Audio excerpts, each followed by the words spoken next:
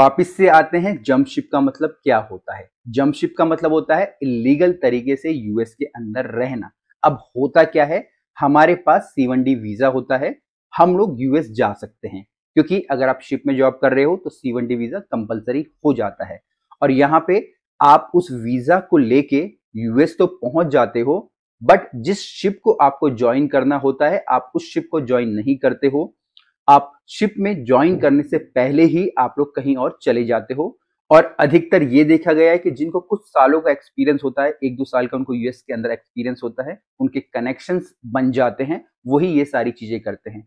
जो स्टूडेंट पहली बार जाते हैं, जो शेफ्स पहली बार जाते हैं, उनके लिए थोड़ा मुश्किल होता है, क्योंकि उनको पता नहीं होता है कि अगर वो ये करेंगे तो कहाँ पे वो जाएंगे।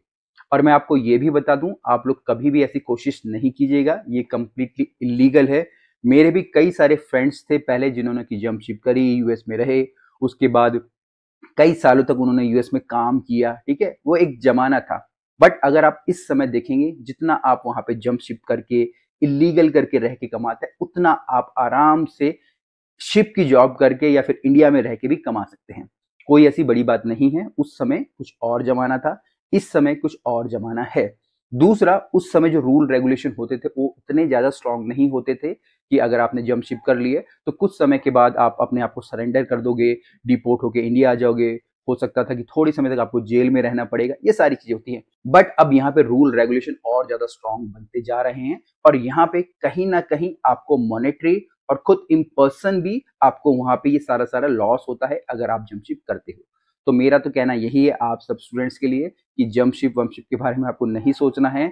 आप जिस कंपनी के लिए काम करने जा रहे हो उस कंपनी के लिए आपको काम करना है, जो भी आपका टाइम पीरियड है वहां पे आपको वो करना है, और उसके बाद चुपचाप अपना इंडिया के अंदर आ जाना है। अगर आप वहां पे पीआर के लिए जाना चाहते हो, ठीक है, तो आपको जो दूसरे वीजाज है उनके थ्रू वो सारी की सारी चीजें अप्लाई करनी चाहिए।